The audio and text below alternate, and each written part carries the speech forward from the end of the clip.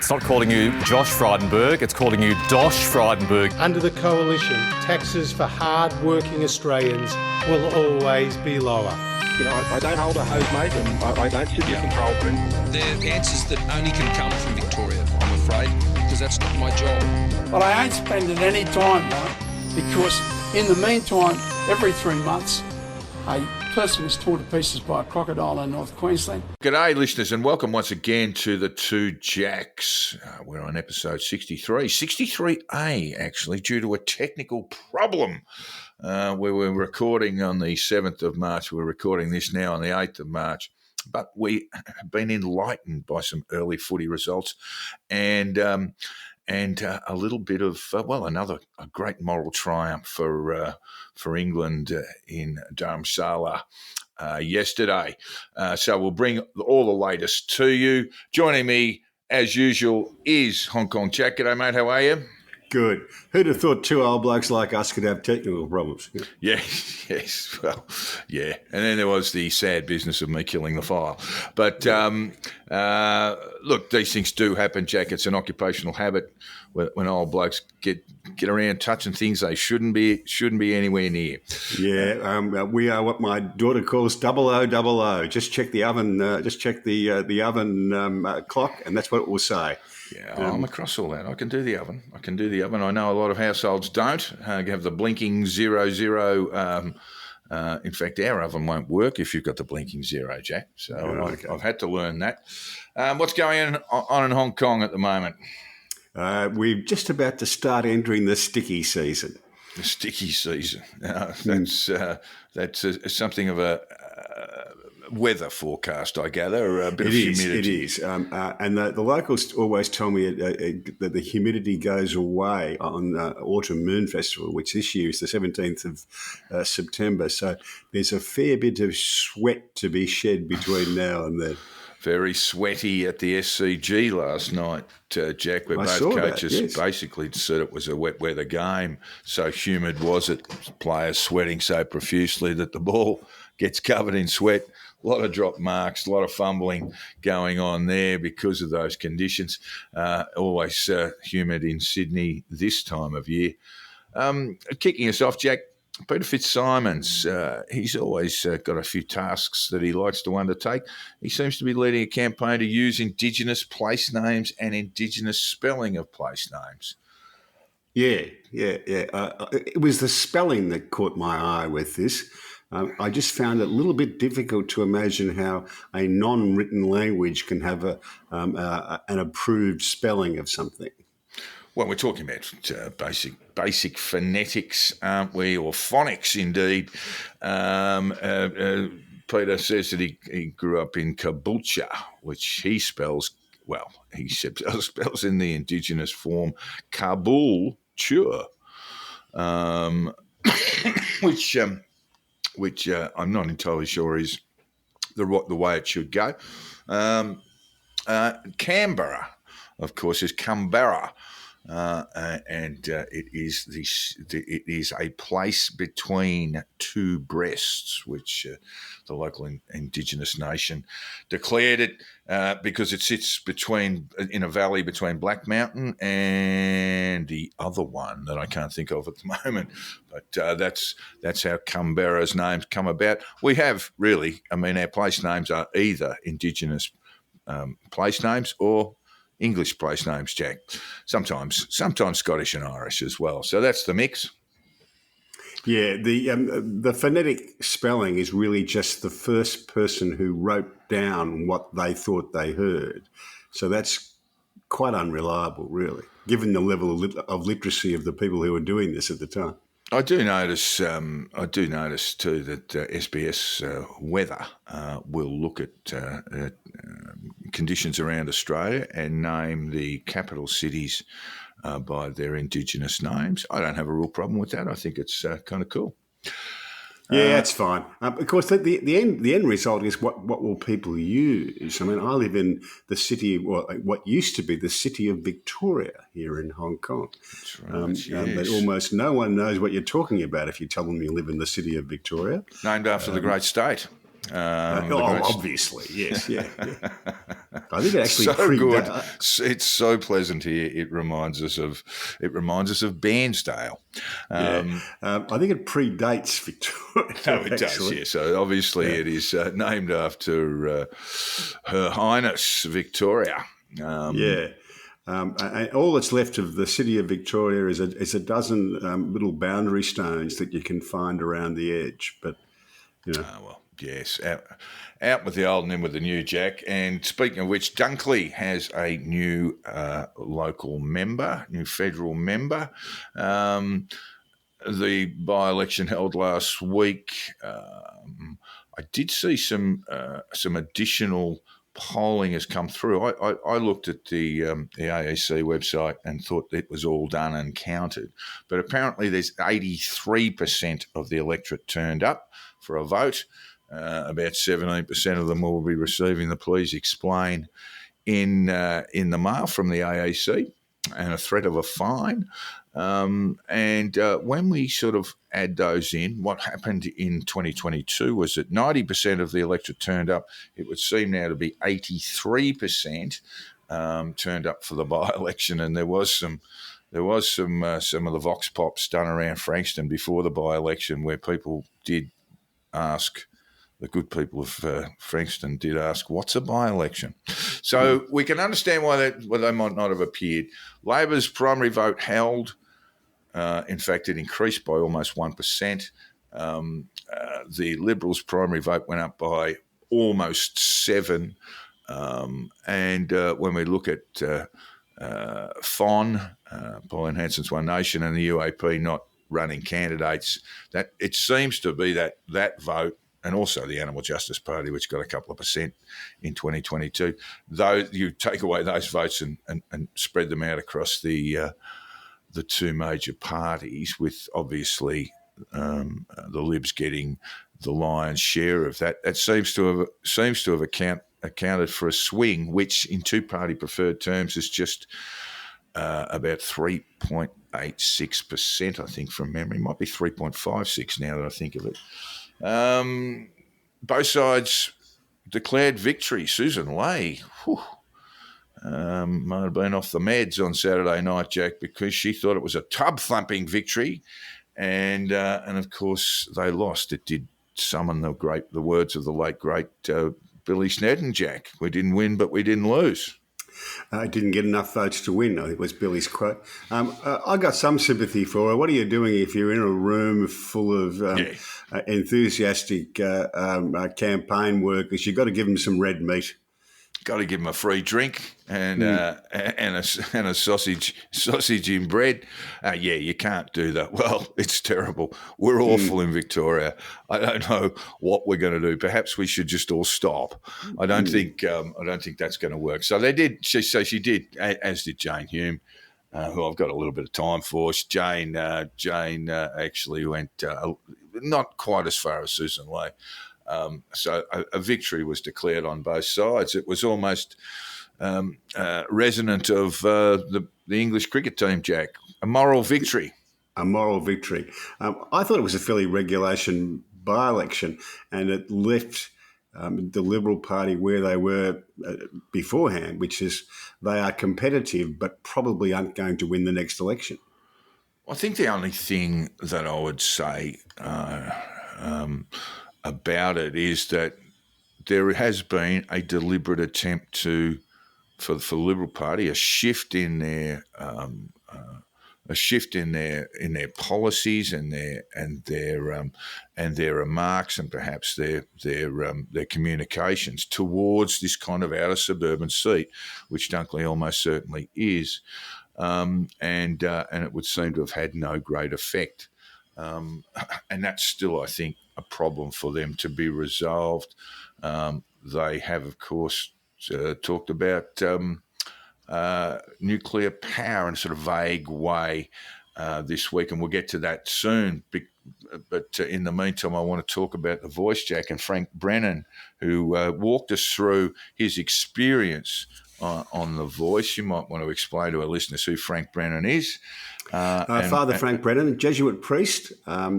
His the son of the distinguished High Court Judge Sir Gerard Brennan, and who Gerard Brennan was also the father of administrative law in Australia, set up the Administrative Appeals Tribunal, and a progressive of impeccable background, I would say. That's Frank, yes, not his father, not his father. And he talks about his experiences in an article that was published this week on the process around the voice, and indicating that it was basically a relatively small group, and not shared sufficiently around Indigenous, the Indigenous community. Would that be a fair thing to say, Jack? Yeah, I think I'd go further than to say that Frank Brennan, who has a long history of offering assistance to the Indigenous community, he's hung the failure of the voice squarely round the Prime Minister's neck. And he's in that article that he wrote, he talked about a process that he understood fairly quickly was not entirely representative, but that Albo stuck with nevertheless. Not entirely, and Frank Brennan wrote about this at the time. This is not something he's discovered post game. He wrote about it in the run. That it was not just insufficiently consultative, but that it was not going to succeed, and yet the Prime Minister was on a trajectory and wouldn't be shifted from that. Right. Well, Frank writes, the process for determining the constitutional provision was non-inclusive and depended on closed-door discussions between government and a hand-picked group of Indigenous leaders.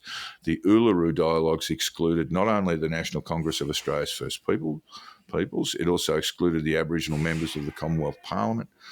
Attempts to classify Uluru as a constitutional convention were foolish, given that 97% of the Australian voters had no representation whatever at the meeting.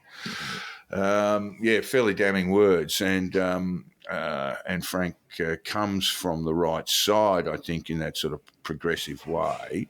I mean, I think the grave concern now is that now that the voice has come and gone and failed, where does it leave reconciliation? And the answer from all of the political leadership around the country, including those in the Indigenous communities, is we don't know. And we don't much. Well, in the case of, let's say, the political leadership of this country, no one seems to care a great deal about it. No, well, the voice was a failed opportunity, a once in a generation failed opportunity, and I think that will hang. I think Frank Brennan's right. That will hang around Anthony Albanese forever because it was his fault. And it's just going to take a little bit of time before the bruises heal, and people can come back together again and start working out, okay, that didn't work. What can work? Yeah, okay, all right. Meanwhile, in Canberra, Jack, we couldn't describe this as a lawyer's picnic. It's a lawyer's smorgasbord. All you can eat. Help yourself to the carvery. And we are now talking about the Drumgold v. Sofronoff matter. Well, there's a whole range of matters that arise from Brittney Higgins. It's better than a smorgasbord. This is high quality stuff. This is fine dining smorgasbord. Keeping a lot of lawyers in business. I couldn't count. Check, my maths isn't my strong suit, as you know, but I couldn't count the number of actions that are going on at the moment. I believe yesterday there was an announcement that 5 ACT police officers were going to sue Drumgold, the prosecutor. They have sent one of those preliminary letters to indicate that's the case, yes. Right. We also have action with Drumgold v. Sofronoff, I think. Who's Drumgold suing? Drumgold sued the ACT for the Sofronoff inquiry, for the conduct of that. Right. And he succeeded to this extent. Let's go back a second. All this came about because Drumgold made rather a mess of the prosecution of Bruce Lerman. And we now know that to be true, now that we've heard the evidence. And when that was over, Drumgold wrote a letter to the police commissioner, which he made public, complaining about the police conduct of the investigation and during the prosecution. And because of that, the ACT government instituted an inquiry into the investigation and prosecution, and was headed by Walter Sofronoff, a Queensland judge. So Drumgold forced the issue to get the Sofronoff inquiry held. It's probably one of the greatest acts of self-harm by a lawyer I can recall, because in that inquiry, it was revealed just what a poor job Drumgold had made of prosecuting Bruce Lerman. But at the same time, the inquiry into Sofronoff has revealed that he acted fairly inappropriately, I would think it's fair to say, in his contact with Janet Albrechtsen from your newspaper, The Australian. Yes. And I hasten to add, she did nothing wrong. As a journalist, you should be out there trying to find the information out.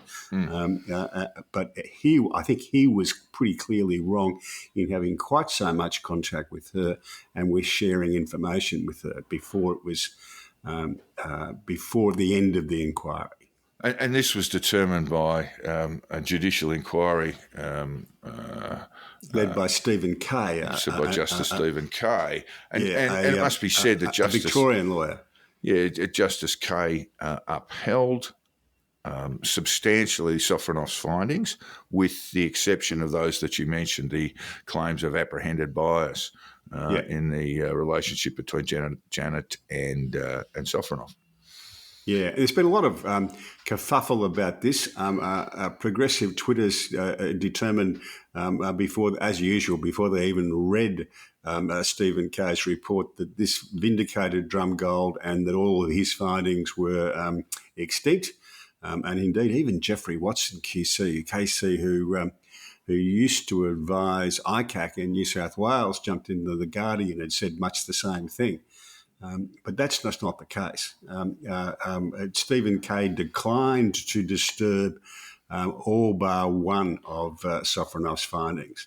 Meanwhile, over in the West, Linda Reynolds... hang on. We haven't even got there. Don't move us across there, Jack, because the ACT government has apologised to former Liberal Defence Minister Linda Reynolds and paid $90,000 in damages and legal costs over accusations by former Chief Prosecutor Shane Drumgold during Bruce Lerman's rape case that the senator had engaged in disturbing conduct.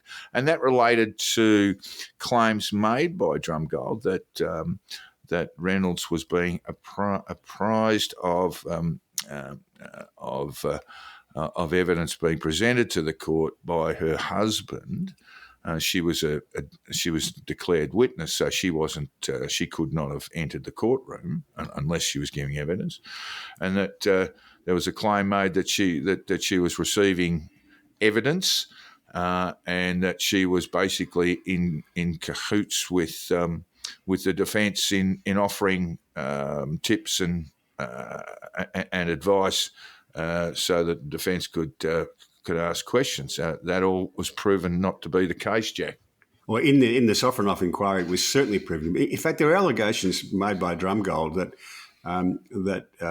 the conduct of Linda Reynolds, the minister, the relevant minister, and Fiona Brown, her chief of staff, had been improper. And what the Sofronoff inquiry very clearly established was that they had followed the proper procedures and rules, and their reputations. That Linda Reynolds, consequently, is seeking to restore her reputation from those consequences. And now, of course, we can cross the Nullarbor because there was a mediation proceeding in the defamation case. This is in a proceeding where Linda Reynolds is suing Brittney Higgins and David Shiraz for defamation arising from social media posts.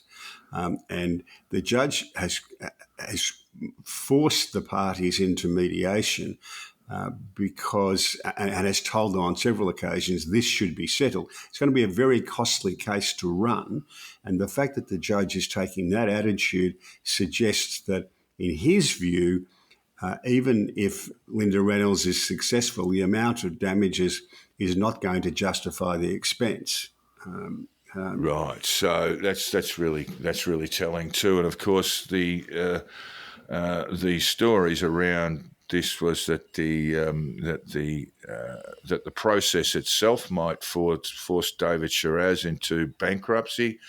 We know also that Brittney Higgins, after I think the first mediation meeting, Jack, was hospitalised afterwards. And I believe that means not that the mediation process has concluded, but that it will have to recommence at some stage in the near future. Yeah, I think in 2 weeks' time. Yeah.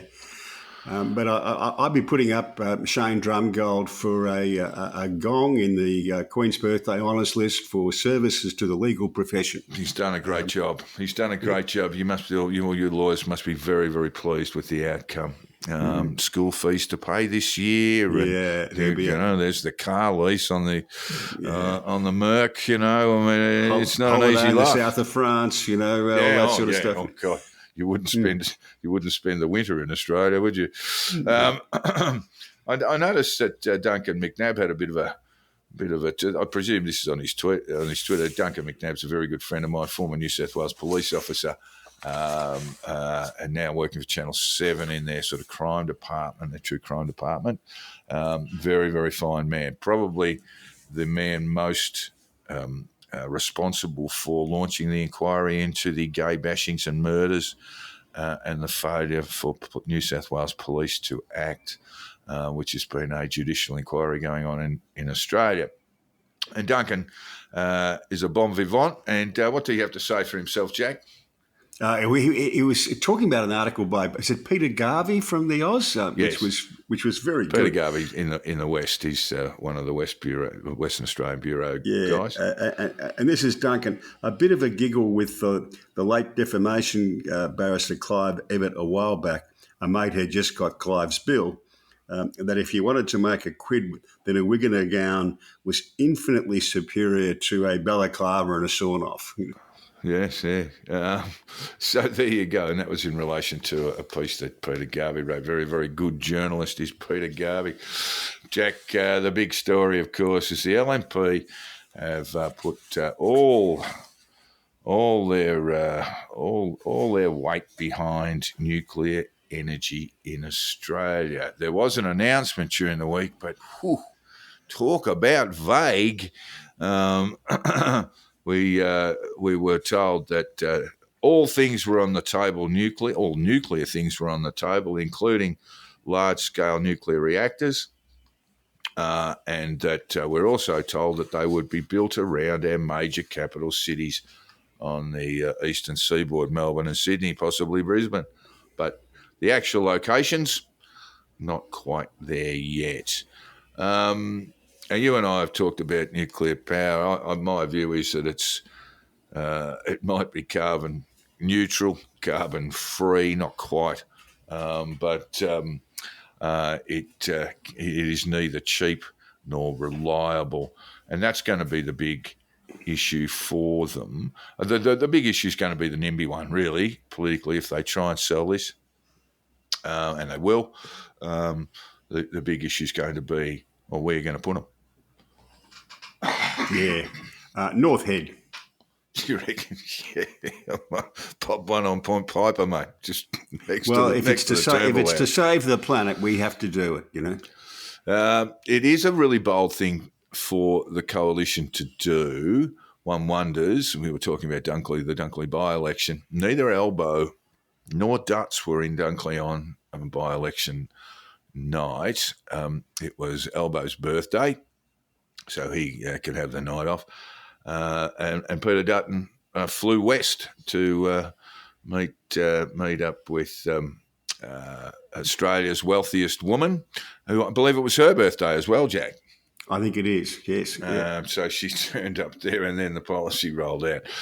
There is a view that this is designed, and in fact it was part of their announcement, that coal and gas would continue to be used for electricity generation in this country until such a time as the nuclear power came online. So there is a view that they're just sort of kicking fossil fuels down the road as part of an energy policy. I mean, you have to be a bit cynical about the Libs and energy policy, Jack. They had 10 years to come up with something and barely could.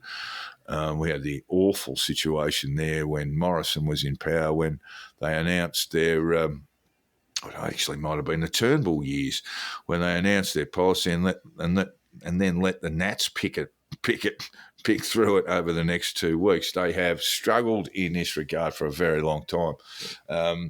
I think the big problem is that Peter Dutton is not a good policy seller, and something like this is a major policy announcement.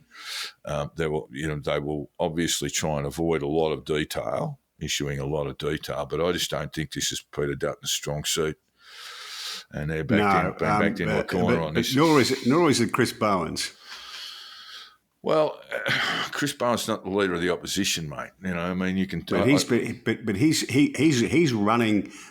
He's doing the media running on renewables for the government and doing a very poor job of it indeed. The CSIRO released its report, the second of its kind, into energy policy in this country, and it declared, on the basis of costs provided on small modular nuclear reactors, that it was certainly far more expensive than renewables, and that includes the cost of the power lines and the poles to create those around where renewable energy is going to be created and put it into the grid. And yes, I think nuclear was a long way back, second last, and I do recall hydrogen as a form of electricity generation was the most expensive.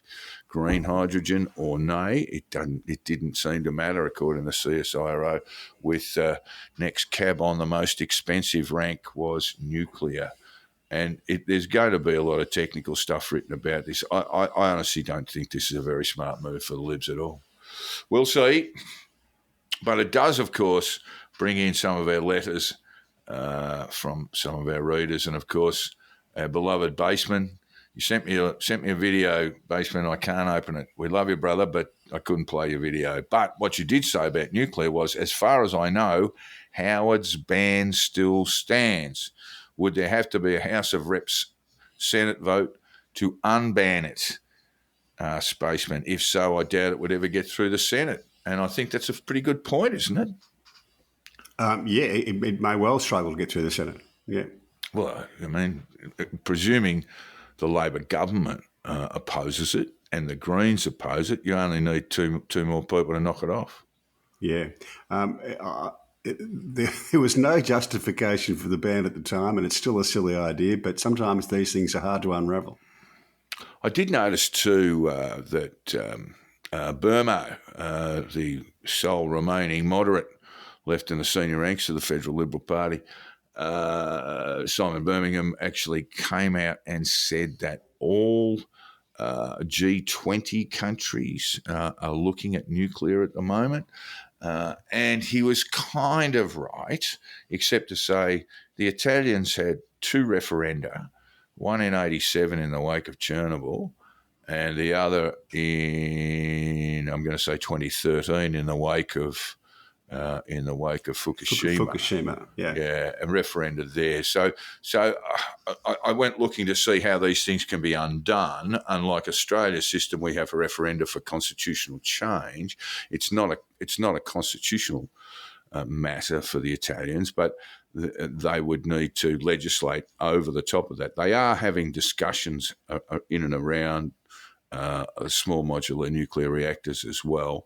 There are a great many countries in the G20 and outside it who are looking at nuclear to bolster their renewables. I'm not entirely sure how it would work in Australia. Certainly a large-scale nuclear reactor, the amount of water that it needs would mean it would have to go on shore. It needs to be close to the grid too, of course. So, again, Point Piper, North Head. The Commonwealth has a nice chunk of land at North Head. yeah, put a couple of big smokestacks up there. Yeah, no worries. So, obviously small modular nuclear reactors require less energy, less water for cooling, and some don't need any water at all or very little. They use either sands or salts, or in some cases, I think there's a small modular nuclear reactor that uses lead to cool the turbines down.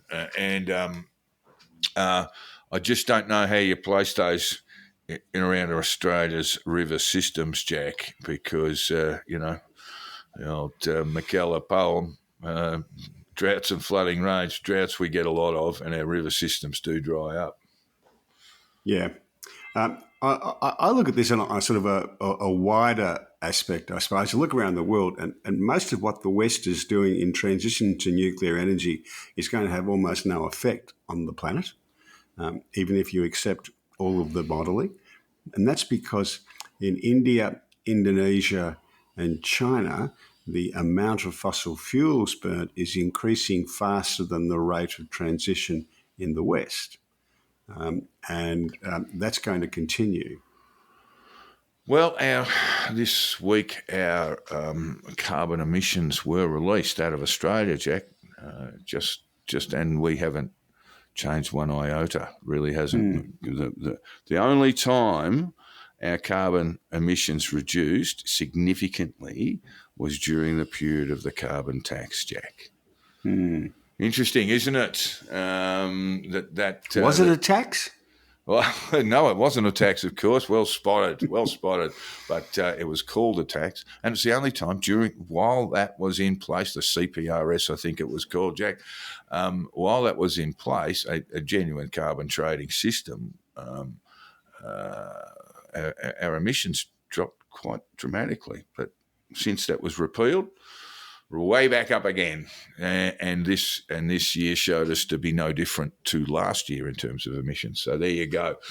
On with readers' letters, Jack. We have one from Colin, who's addressing what we discussed last week about parliamentary superannuation, and it was your view, Jack, and I definitely agreed with it that the changes to parliamentary superannuation brought in by John Howard under pressure from Mark Latham in 2004 have created a set of circumstances where parliamentarians, not all of them are in there for 20 years. Generally speaking, they're in there for 2, and then they come out and they're struggling for work, and that alone can lead to at least the perception or the potential for corruption.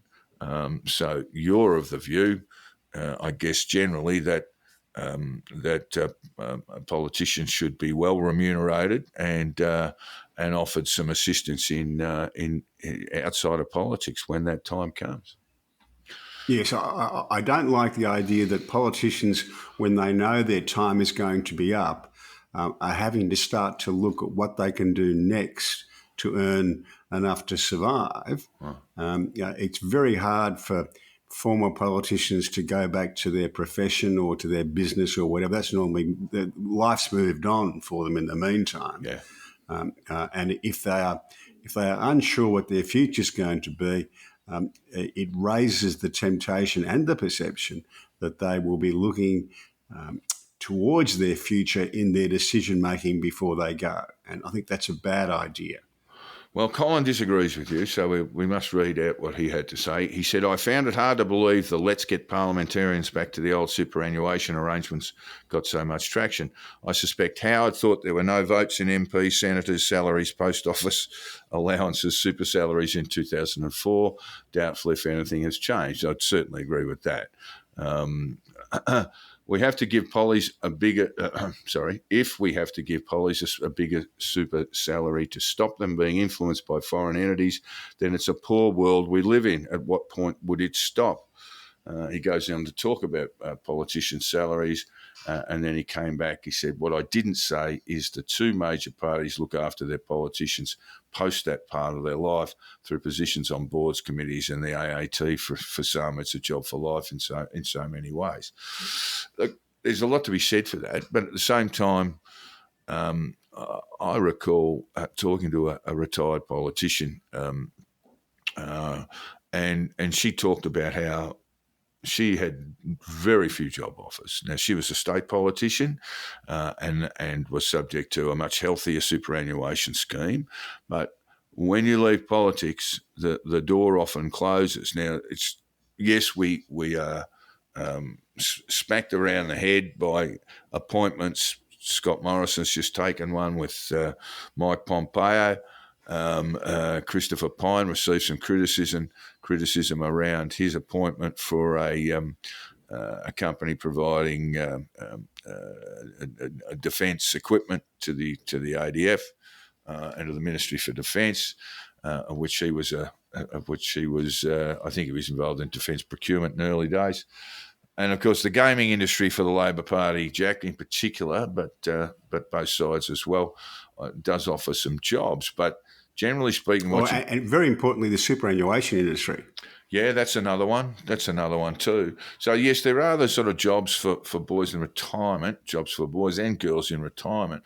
But to suggest that they're sort of open to everyone who enters politics is not quite true. And you do find, well, for example, Paul Keating, Jack, once he lost the 96 election, there weren't too many doors opening for him. Not in Australia, no. Not in Australia. There were a few others, but that was some time later, it must be said. That was some time later. And that Keating really, I mean, I joked about it in the book I wrote with Richard Feidler. He spent, Keating, once he got knocked off, he spent a week in the PMO finding jobs for all his advisors and all his staff, and forgot to find one for himself. All right. Well, look, thanks for that, Colin. Look, yeah, obviously we know politicians, it's like Tucker in the thick of it. You know, they don't want you living in a house. They don't want you sitting on a chair. They want you living in a cave with an upturned KFC bucket for a chair. So we don't have a great deal of love for our politicians, but I think in order to avoid the sort of perceptions, at least, of corruption, we need to make it a little bit more worth their while once they go into retirement. Yes. All right. Other letters, Jack.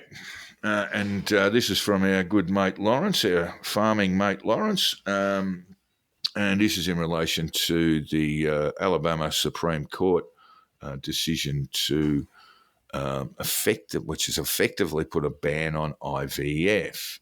And Lawrence said, wouldn't be holding my breath for a legislative fix for IVF either, and it does look extremely fraught now.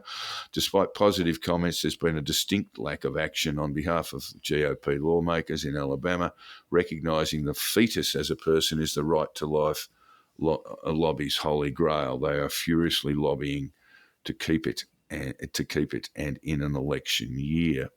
We'll get to American politics soon, Jack, but what the Supreme Court in Alabama has said is not recognising the fetus. It's actually recognising what is basically a single-cell object, the embryo, as a human being.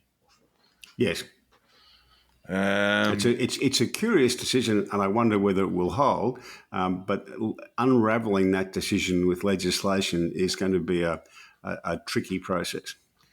Well, we'll move on to. We'll come back to other matters around the world, but we'll move on to the American system this week American political system this week, because there was a lot going on. There was Super Tuesday, Jack.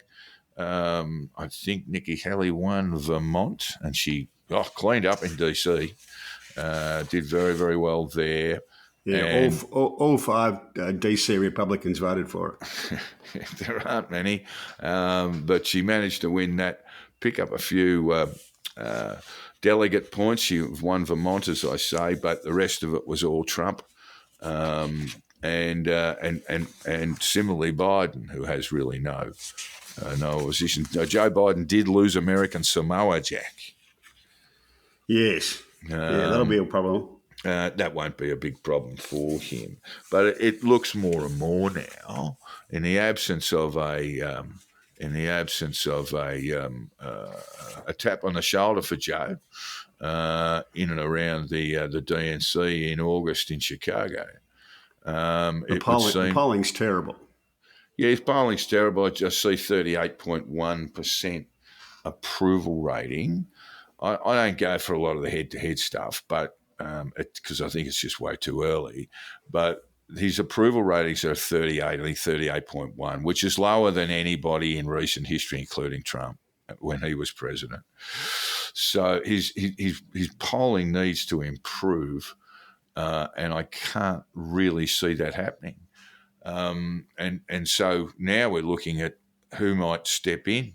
I mean, if we want to look at the head-to-head polling in swing states, Trump leads Biden 48-42 in Nevada, 49-43 in Arizona, 46-42 Wisconsin, Virginia 49-43.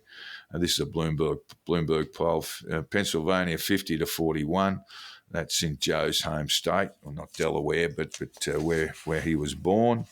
Michigan 46-44, and North Carolina, which was a red state in 2020, 50-41. I wanted to query some of this polling, Jack. There is a large number of polling companies, some reputable, some not. But when I look at some of this polling, Jack, they've got Trump. They got women 50-50 supporting Trump. Break even with Joe Biden, and I just don't buy that. I'm just not having that at all. I think that's absolute rubbish. And then when I look at sort of some of the ethnic polling around Latinos, are they being polled in Spanish or in English? And that Black Americans are supporting Trump 40-60. That's 40 Trump's way, so not the majority. I don't buy that either. I just don't buy that at all. So I reckon there's some problems with their polling. There are always problems with American polling because they have voluntary voting system, and people can just not turn up. Well, you're not sure what you're measuring. You're not necessarily measuring voters. You're measuring people. Yeah, there's various ways of doing it. They do it with registered voters. That doesn't mean they're going to actually vote. You can do it with all Americans. You can do it. I mean, I'm just looking at a lot of this polling and seeing it showing up results that overtly don't seem quite right. I'd say in all three of those categories you mentioned, women, Latinos and blacks, that trend has been consistent for a while, that Trump's vote with all of those has been edging up as Biden's has been edging down. And you may well be right. Polls have been wrong before. Yeah. They were wrong in 2016. Yeah. Here's my thoughts. Pretty much wrong in 2020 as well, weren't they? Yeah. Here's my thoughts on it. Points.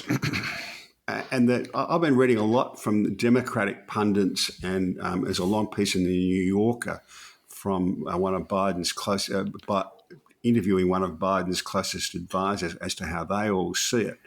And people are coming up with all sorts of tactics. Biden's problem is the age and cognitive position he's in is something that can't go away. There's no tactic you can come up with to fix that. That's there for everybody to see. Despite some of the pundits saying, well, look, we've spoken to him and he's as sharp as ever, I don't think people are going to buy that. The second thing is that Biden really ran as a centrist in 2020, but he hasn't governed as a centrist. The Democratic Party is now lurching further to the left than the Republican Party is lurching to the right. Some of Trump's position on immigration... I'd argue that under Trump, the Republican Party couldn't go any further to the right. Well, I mean, any further to the right and you start putting on a brown shirt. I would say this about Trump's positions now is they look more like Bill Clinton's on things like immigration, abortion, the economy. His positions look a lot like what Bill Clinton stood for. And Joe Biden. I don't remember Bill Clinton calling immigrants terrorists. I don't remember Bill Clinton ever calling for a mass expulsion of non-citizens in the United States. Jack, I think that's a ridiculous thing to say. Yeah, well, I'll send you the videos that I found last night, and he was very, very strong on immigration, Bill Clinton. And his view on abortion is very similar to what Trump's pushing. The thing that Trump's pushing at the moment is a 16-week ban. I know you don't like it, but 48% of Americans do. 26% of Americans like the approach that you would take. So, morally you might be right, but as a political assessment, I don't think it is. The French made abortion a constitutional right during the week, Jack. I mean, it is one of those things. We could talk about the morality of it, but abortion is one of those things that shouldn't be subject to a 50% plus one sort of characterisation. I mean, women of childbearing age are never going to be the majority. So the rest of it is imposing the majority will on a minority. That's the problem I have with it. Democracy is not 50% plus one, because that allows the majority, ideally, to basically to oppress minorities. The beauty of democracy is that 50.1 allows, through the rule of law, a majority to protect the minority. And that's not going on at the moment. I honestly think the more Trump talks about abortion, the less likely he is to be elected. So I don't actually think. I mean, they'll already drag out this braggart stuff that he came up with, where he said, I got it done. I got Roe v. Wade overturned. I think I could just see hands smacking faces from the Trump camp when he came up with that, and he hasn't repeated those words since. Yeah, I don't think it's hurting him politically, and I think Biden's in a lot of trouble.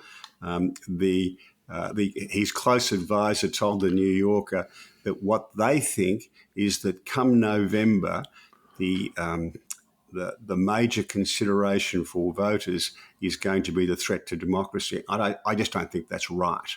I think the major, what the polling says now is people care about is the economy. They always do. Immigration are the two big things. And I think the polling shows Trump well ahead on both of those issues as on approval level. And that's a real problem. You got a calendar in front of you? It's 8 months away, yes. Yeah, right. So Biden can still win. In fact, I know of course he can still win. The bookmakers have installed Trump as a warmish kind of favourite. I think Biden can win, but there are issues. I mean, how would he attend a debate, for example? I mean, it would be overtly a disaster for him. So there still remains that prospect that he will be tapped. And who have we got to look at there, Jack? Well, he was on the telly last night doing a hookup with all of the actors who'd played the president in recent times. Our current president was. So perhaps one of those, Martin Sheen or well, look, Gina Davis. If you're an American voter and you had these two old men as your choices, I can understand how that would be a frustration. It will also lead to, I would think, low voter turnout, certainly as opposed to 2020 and the big voter turnout in the midterms in 2022. There are particular problems for Biden around Gaza and Israel.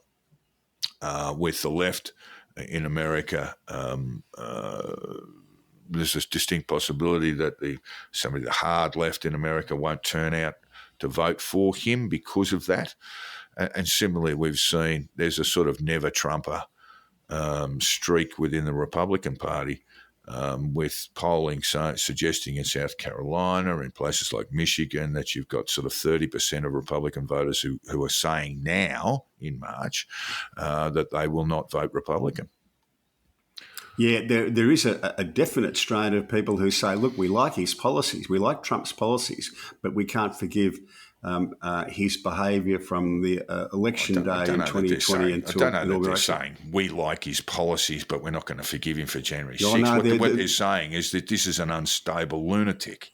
That's what they're saying. No, it's more damaging for him that there are people who do like his policies, who think his policies are much better than Biden's, but they don't trust him post January 6th. They don't trust him because he's an unstable lunatic. All right. But there is a short list for the Dems. They keep putting Michelle Obama's name forward. And there was a Rasmussen poll undertaken on this. We have none of the above at 27%. Michelle Obama at 20%. Kamala Harris at 15%. Hillary Clinton at 12%. Gavin Newsom at 11%. And Whitmer, the Democrat governor in Michigan, at 9%. Then there's some not sures at 6%.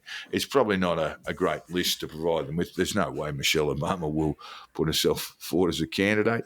She's not that silly. Hillary Clinton, of course, would be a disaster.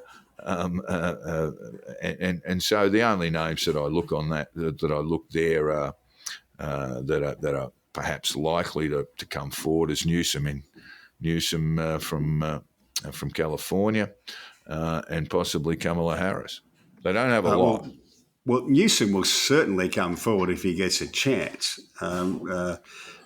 He's itching to have a go, quite self-evidently. But, there's going to be a lot of push for something they call the Sherman statement in the United States. It goes back to the Civil War. This is the War of Independence. The general who was asked if he would become a president, and in short term, his answer was: "If drafted, I will not run. If nominated, I will not accept.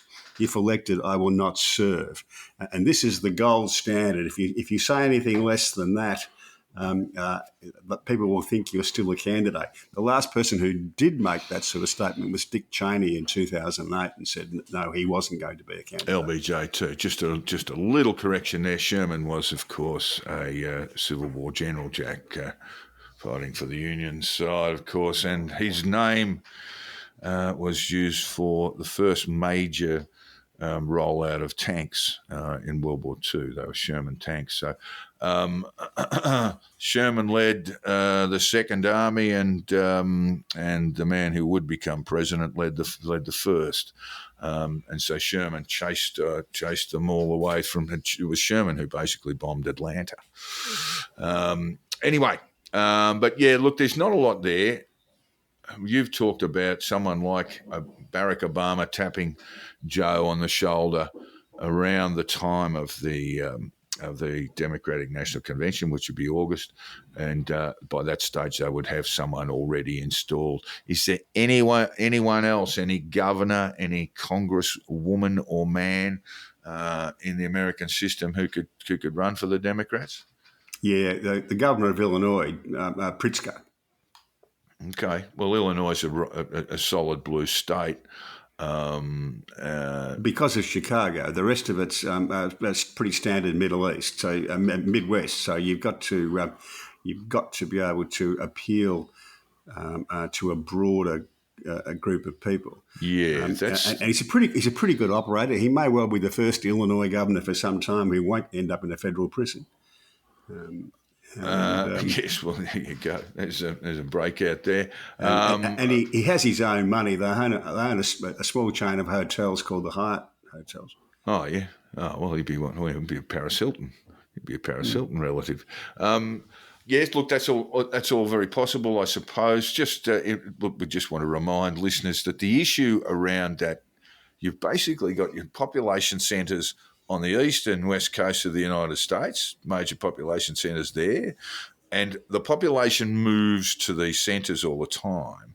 So you've got a sort of inbuilt gerrymander there. But that's not really the point I'm trying to make, is that if you've got a California Democrat, someone like Newsom, he may not necessarily appeal to what we call Midwest values. Someone like Gavin can actually be easily knocked off. You're weak on crime. You're too liberal. You throw money away through social services, those sorts of things, and so people in the Midwest may not be drawn towards voting for him, although he's a very talented man. Good thinker on his feet, good speaker. Also in California, famously, Hillary Clinton lost her election against Donald Trump in the Midwest. Well, that's right. She lost Michigan. She lost Wisconsin. I think they held Minnesota. They did, that's where that was the so-called blue wall came down. But also in California, Jack, we've got the California Senate race was more or less determined by the primary on Super Tuesday. Yeah, they have what they call a jungle primary. So everyone who wants to be a candidate for the Senate seat. I love it. This is what's her name? Who just retired? Can't think of her name now. Okay, keep going. So there were two Democrats and a Republican standing in the primary, and they campaigned against each other in the primary. And the top two, under California law, go through to the general election in November. Because of the numbers in California, that means that the leading Democrat, if there's a Democrat and a Republican, the Democrat will win. Adam Schiff, the congressman, and Katie Porter were the two Democrats, and a guy called Steve Garvey, who's a former baseball star, was the Republican. And both Schiff and Porter helped Garvey's campaign to try and get him into second spot in the hope that they would be number one. And Schiff won out. So Schiff and Garvey will be the two candidates, and that means that Schiff will die a very wealthy man, because he'll be the senator for California for quite some time. Indeed. All right. Over to Gaza and the Red Sea, Jack. UK-owned ship, the Rubimar, was sunk by Yemeni Houthi missiles. It's getting very serious there now, Jack, isn't it? It is. What it's actually doing, the sinking of a ship, I don't know whether any lives were lost, but, for a start, that the Rubimar was carrying 21,000 metric tonnes of ammonium phosphate sulfate, which is now in the Red Sea. So that's causing an environmental disaster there. But I did see some tweets from various Palestinian supporters last week, and one, what seemed to be a fairly senior member of the Houthis, said, we will allow anyone through who's not licensed to the United States or the UK. But that's not the way it's panning out. A lot of shipping now is heading around the Horn of Africa and up to Europe that way. It's more expensive, obviously. It takes longer, obviously, and that puts enormous pressure on supply chains for manufacturing. And this, of course, can lead to some inflationary pressures in the global economy. It can.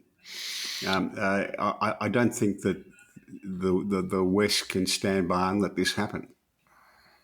It can't. And the Americans have already launched strategic and targeted strikes on Houthi rebel bases. Meanwhile, Jack, Israel, they seem to be getting very close to a ceasefire now. We're almost at that point where the Israelis are satisfied, and now it's down to Hamas as to whether a realistic 2 to 3 month ceasefire can be created. Yes. So it's important to remember. I mean, regardless of your views on this is an entrenched this is an entrenched situation where conflict has been arising now for the best part of 70 years. The best we can hope for, if we are humanitarians and we decry the loss of life in Gaza and in Israel, the best we can hope for is a loose ceasefire that might run for about 2 or 3 months, and then it'll be on again for young and old.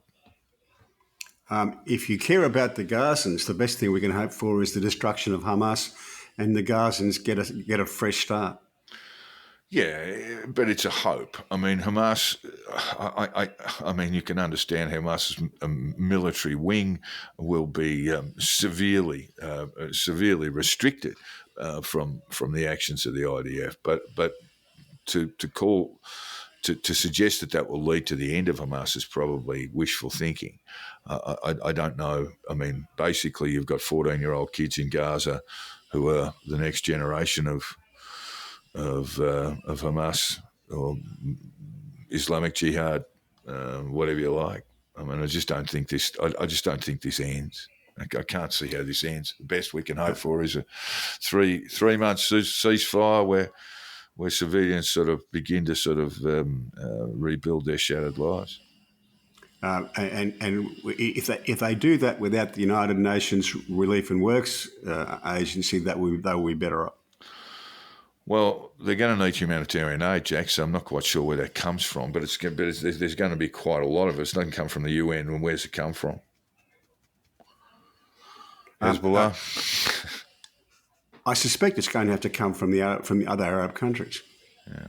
And I keep telling people who are wondering about this particular conflict and where it might end, what we've seen has been virtual silence from the Arab world, be it in Jordan, be it in Egypt, be it in Saudi Arabia, a little bit of jumping up and down in Qatar, where Hamas are based, and threats of reducing oil production and what have you, but nothing has ever come of it.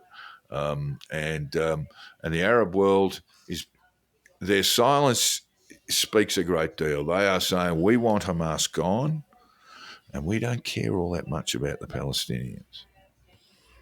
No, they're fed up with the Palestinians. Don't forget the Palestinians did their best to ruin Jordan and then Lebanon. And sorry, not just the Palestinians, but the Palestinian Liberation Organisation did their best to put at risk the continued existence of Jordan and Lebanon. So the Arabs are a little bit unforgiving about that, and they don't see that there's any future in Hamas. They see there's a future in working with Israel to build a better Middle East. And that's the best hope for the Gazans and Palestinians generally as well. Well, I don't know if I'd be putting their objectives as humane as that, Jack. What they're really saying is, can we stop this once and for all so we can get on and make money? Well, the level of contact now between the Israelis and the Gulf Arabs is very, very close. The planes are full, going both ways every day. As people build business and social contacts across there. The Gulf Arabs really see Israel as a partner for the future development of the region. And that's why they are anti-Hamas and to that extent anti-Palestinian. All right. In the UK, Jack, we have MPs facing credible death threats of violence and harm, and that, according to some in the Commons, is a feature of the revival of Islamists or Islamic extremism in the UK, Jack. Yeah, it's a tricky situation, isn't it? What do you do when you're faced in a position, say that the Speaker was a couple of weeks ago, where the Scottish National Party had put up a motion that a good deal of the population were going to cause some problems for.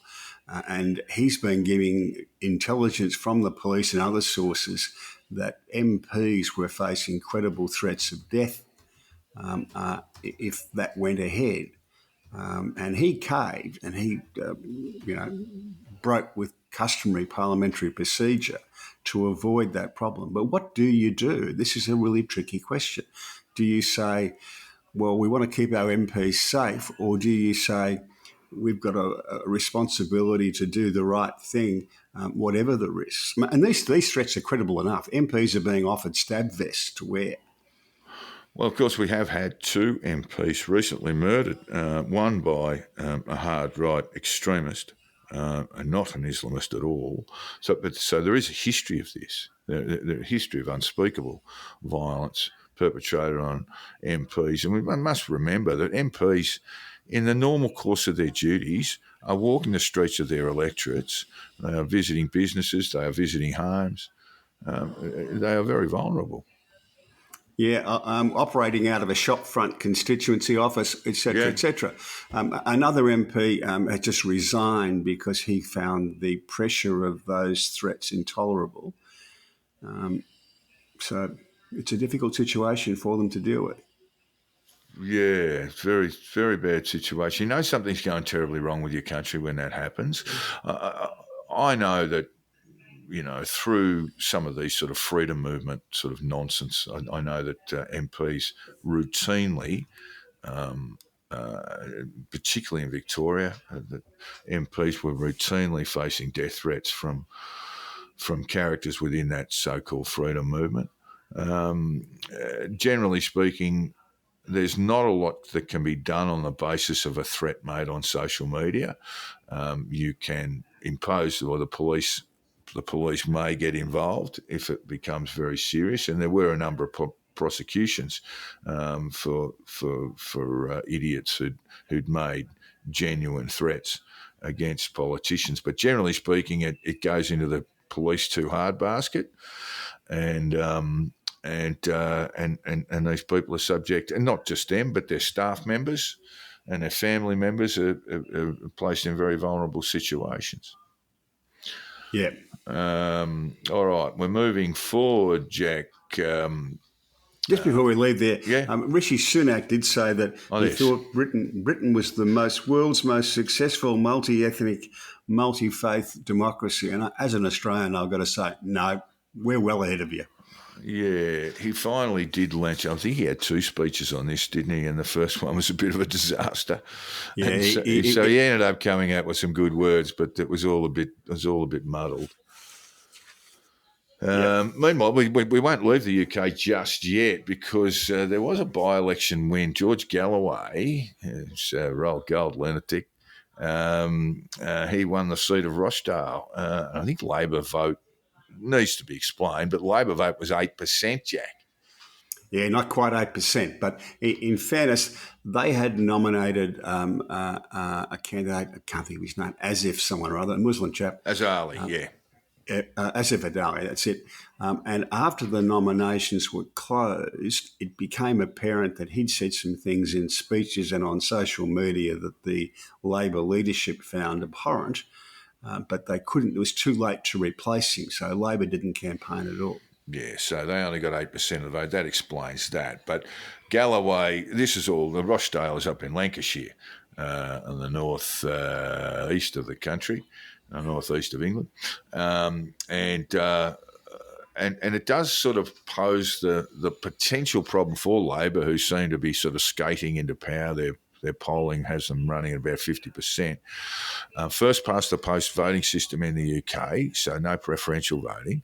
And if Galloway claims he's got 95 individuals ready to roll in seats around the Red Wall and the old Red Wall in the Midlands and up into the north, and it could cause Sir Keir Starmer some issues. And again, it's like Biden. It's like most left-wing governments around the world. The big issue is Gaza and Israel. Yes, and the problem for them is pretty simple, is that a large portion of their party, if not quite pro-Hamas, they're very close to it, but that is not a majority position in any of those countries.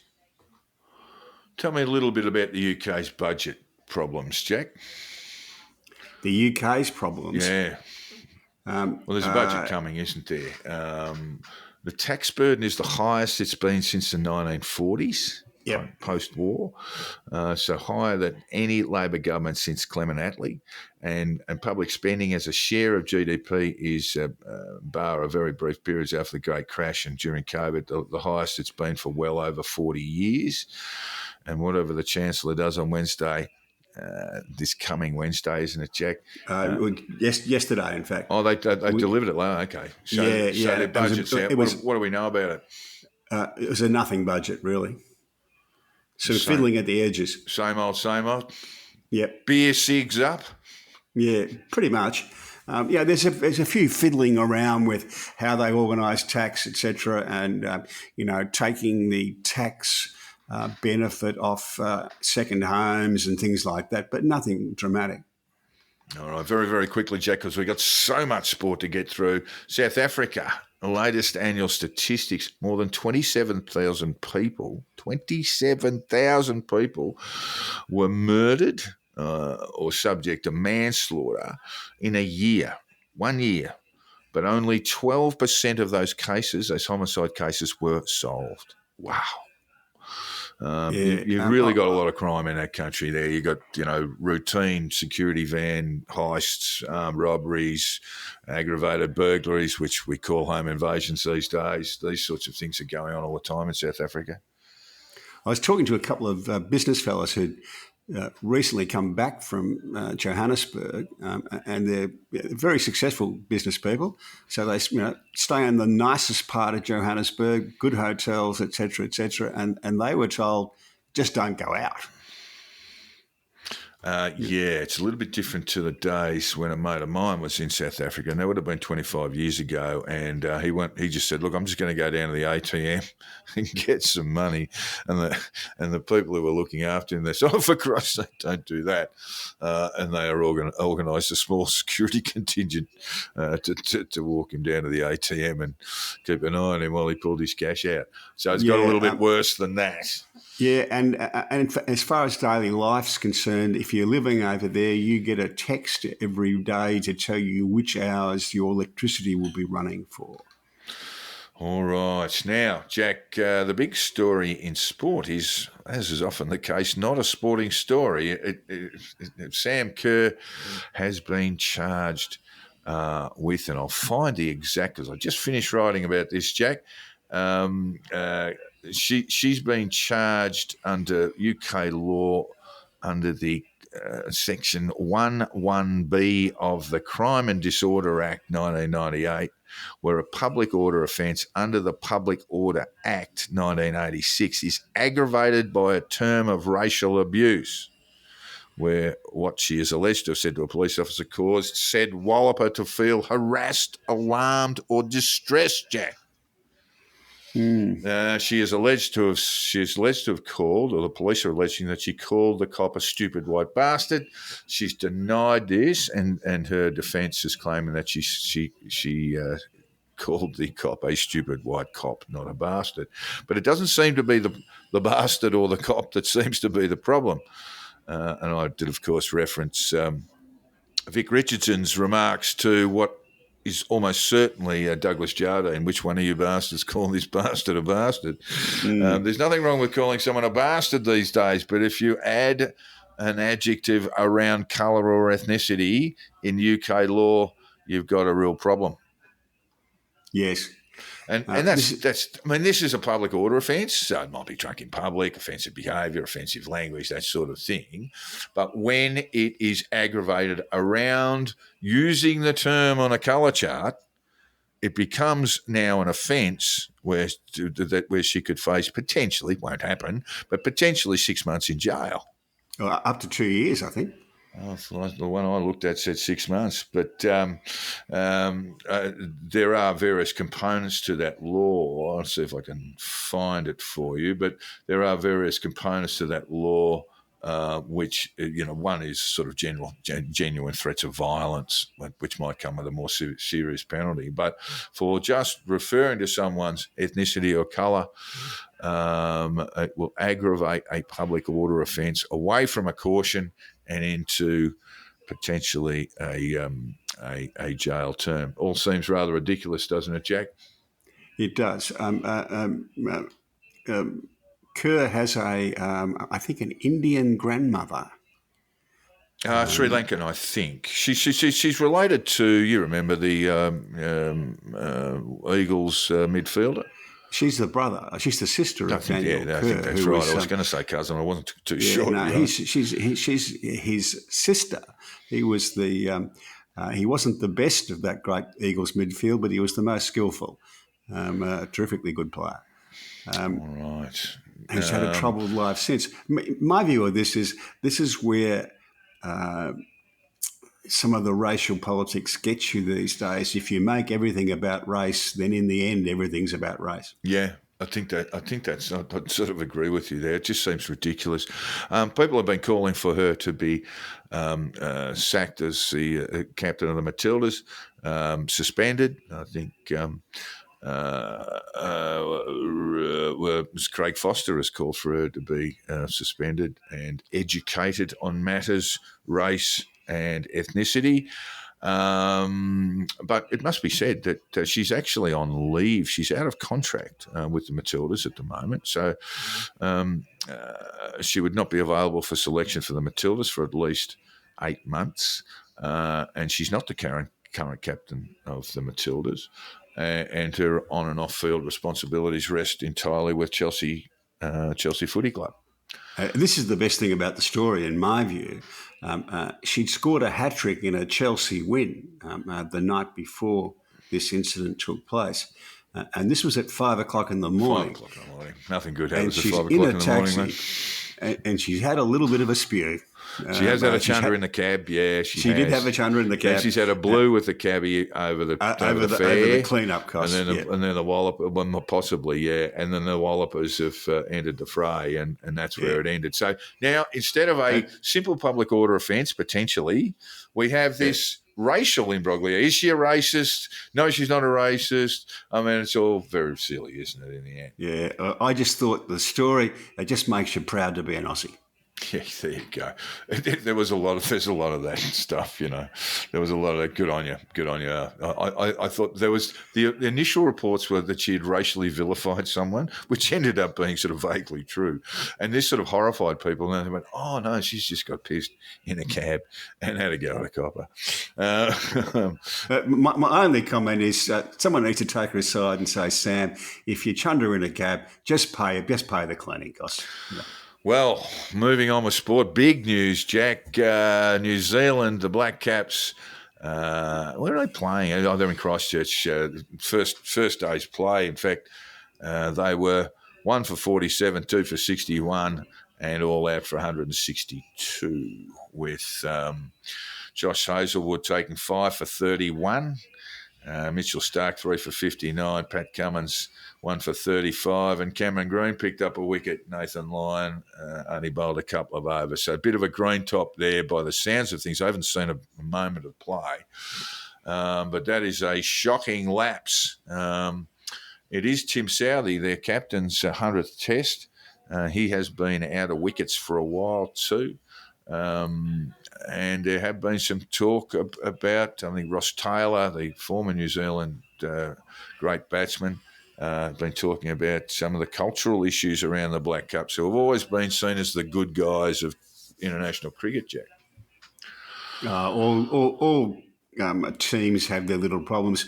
So you must have had a column to write this morning if you haven't seen a... No, I haven't seen a ball. Yeah, I did. Can't be a test match without you watching it, you know?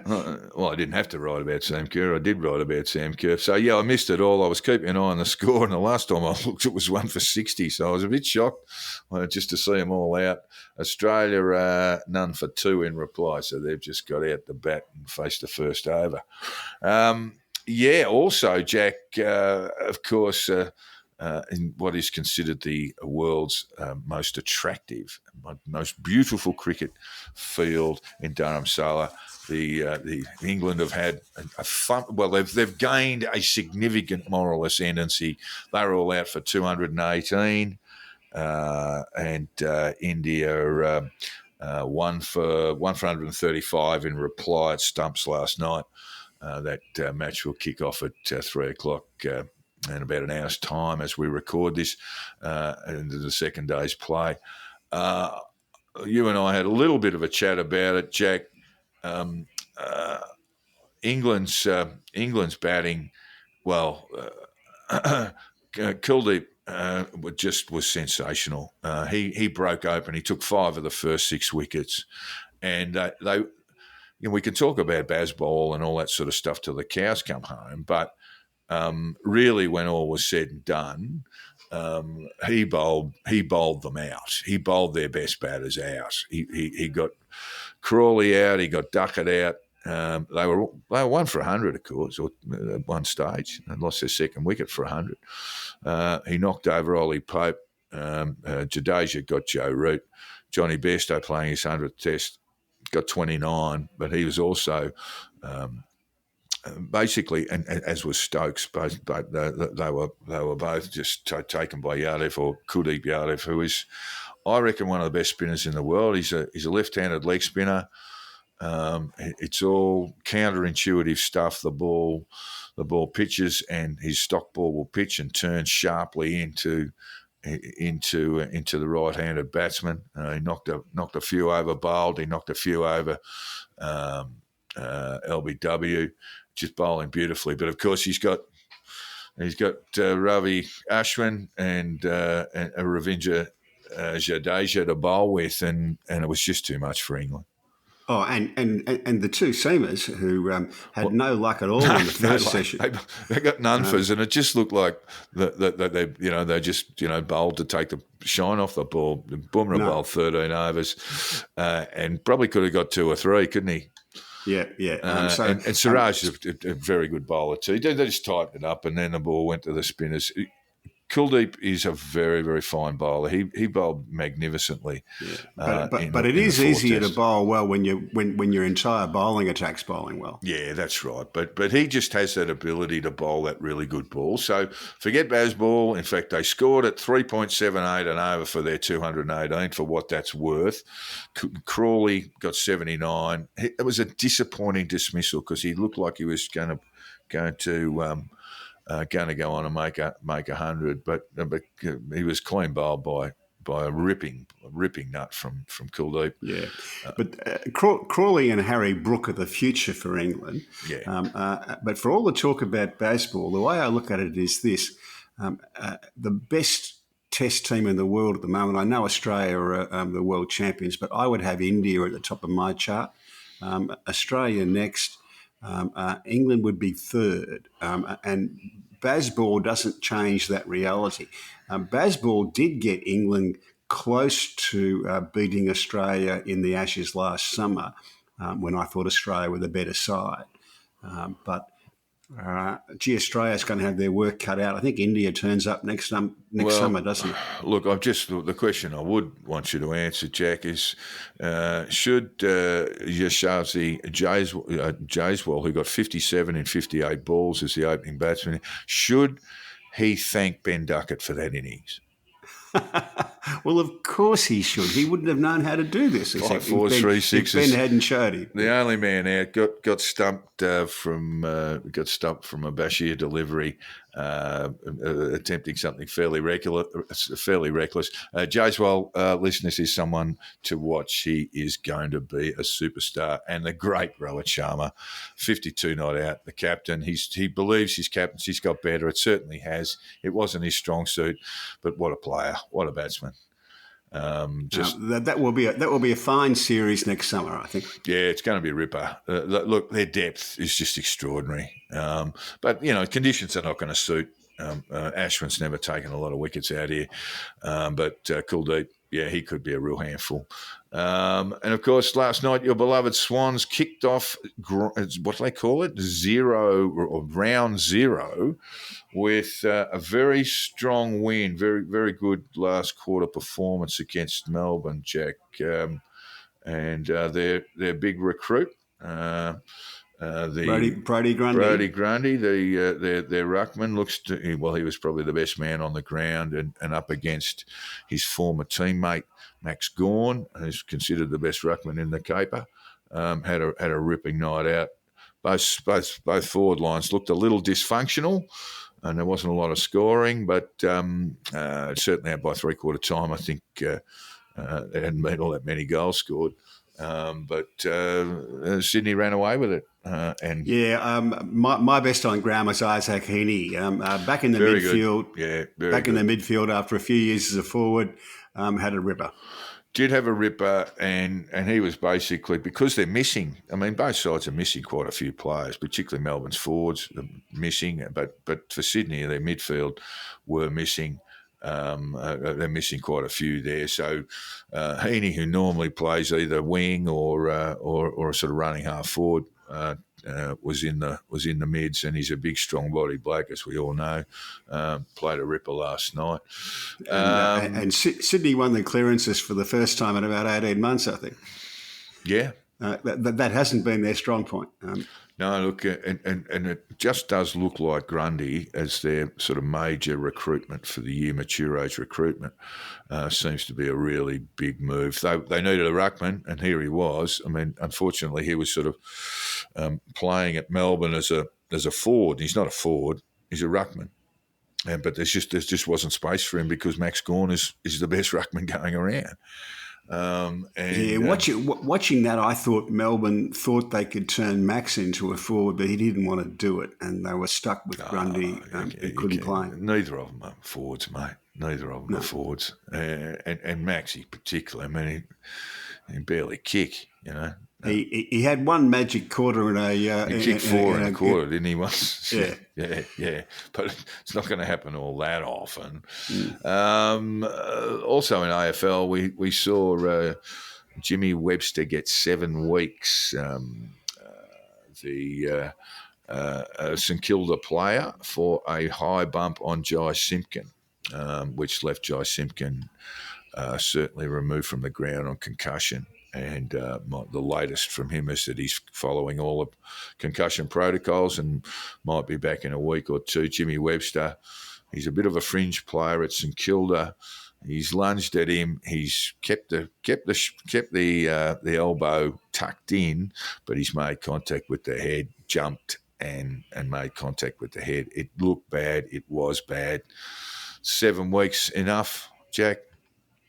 Yeah, I thought it was about right.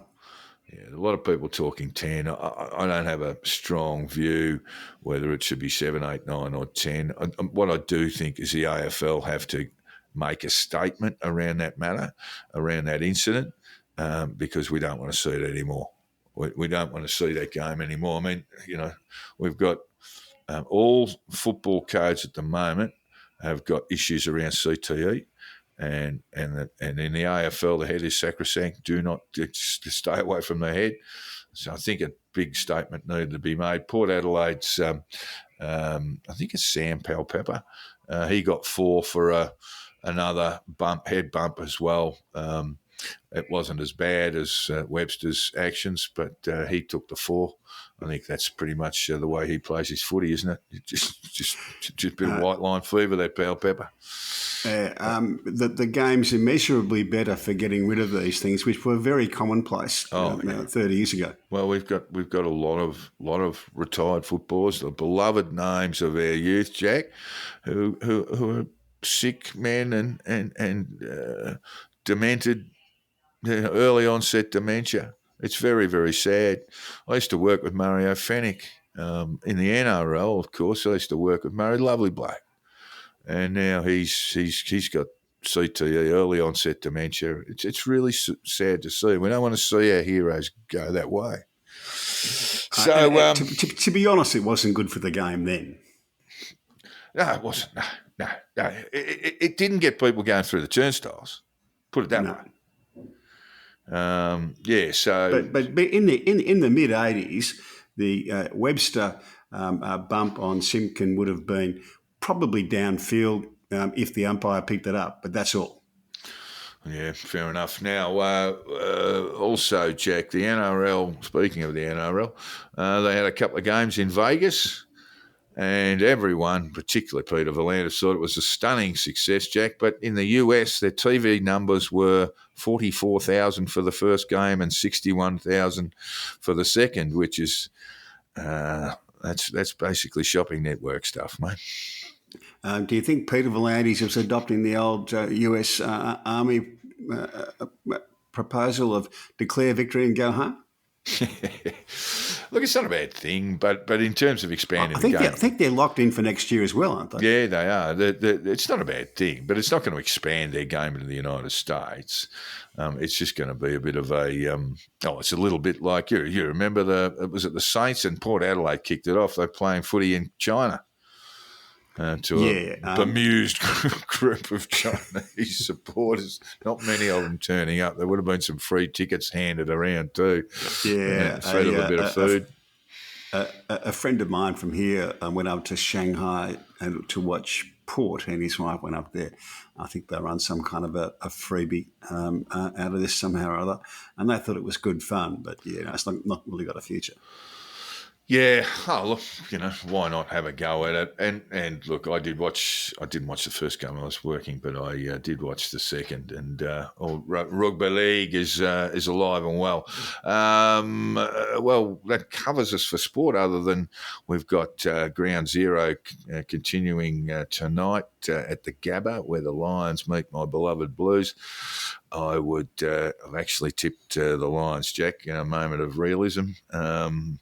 Only because the Blues are missing a couple. But and then we've got, I think the Pies play the Giants. Is that right? That's on the Saturday. That's on the Saturday. And what's the Sunday game? I can't remember. I don't think there is a Sunday game. There is. Yeah, there's a Sunday game, I think. There's no Saturday afternoon game. It's only as far away as the AFL website, but it's not a full round. It's round zero. I keep wanting to say ground zero. So we'll get more of that. Now, that just about takes us out, Jack, unless you've got something whimsical to add.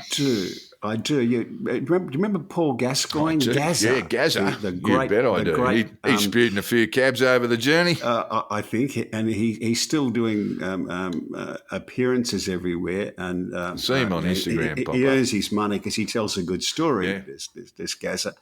And he's had an heroic battle with the bottle over the last 20 or so years. Yes. But he was giving one of his speeches recently, and he said that he was once dropped from the England team by Glenn Hoddle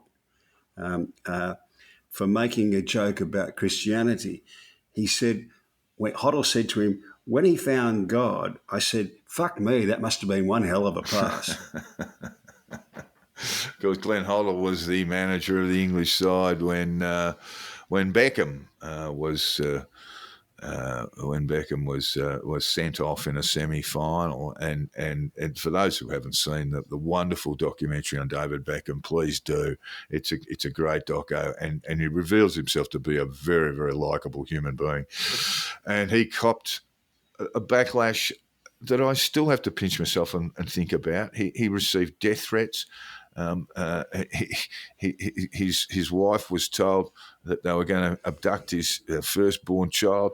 Just a terrible overreaction. The media went bananas on him, and it was all for making a little mistake on the field. But and one suspects, unlike Sam Kerr, he hasn't spewed in as many cabs as she has. The great David Beckham. The British press, when they do a pile-on, they do a pile-on. It was really unhealthy, really unhealthy. It sort of speaks to a sort of national disease that runs in the UK, and I think Australia gets it a little bit too. But look, if you get the opportunity, listeners, do have a look at the Beckham documentary. It's been out for a while now. I think Netflix have done it. It's just a wonderful study of an elite athlete, and a pretty simple but cheerful and lovely bloke. All right, that takes us out. Just a quick reminder for listeners, if you do want to make a contribution, as did Colin, Lawrence and Baseman Ray this week, drop us a line. You can get hold of me on Twitter on @JackTheInsider. My DMs are always open. And Jack, you want to hit up Hong Kong Jack and get him on his Substack? Give it to me, Jack. hongkongjack.substack.com. All right, that's it for this week, listeners, and we look forward to seeing you or hearing or talking to you next week. And that's us for this 8th of February 2024. See you, Jack. See you, listeners.